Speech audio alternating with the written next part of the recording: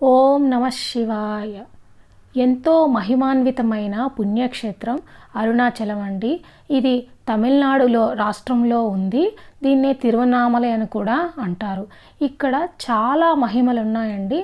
వాటిల్లో ఒక మహిమ గురించి ఇవాళ మనము తెలుసుకోబోతున్నాం. ఇక్కడ గోపురం పైన కానీ చిలక కనపడితే చాలా అదృష్టమని చెప్తారండి.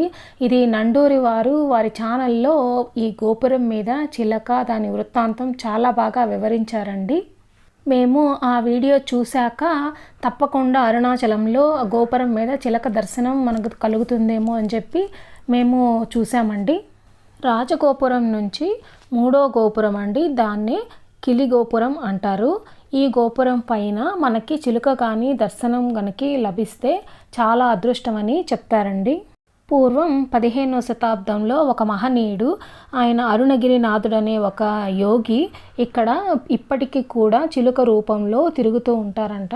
సో మనకు కానీ ఆ చిలుక కానీ కనపడితే చాలా అదృష్టం అని చెప్తారండి. సామాన్యంగా చిలక ఇక్కడ అందరికీ కనపడదంటండి. అందుకని వాళ్ళు ఆ గోపురం పైన చూస్తున్నారు కదా, పైన గోపురం పైన చిలక బొమ్మ అనేది పెట్టున్నారు. అంటే ఈ గోపురం పైన చిలక కానీ కనపడితే అదృష్టం అనమాట. కనపడని వాళ్ళ కోసం చిలక బొమ్మ పెట్టున్నారు అక్కడ.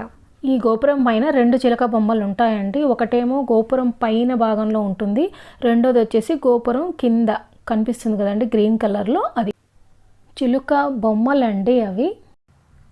మీరు కానీ అరుణాచలంకి వెళ్ళినప్పుడు తప్పకుండా ఈ కిలి గోపురం మీద చిలుకల్ని దర్శించుకోండి. మీకు కనుక ఈ వీడియో నచ్చినట్టయితే లైక్ చేయండి, షేర్ చేయండి, సబ్స్క్రైబ్ చేయండి. ఓం నమ శివాయ.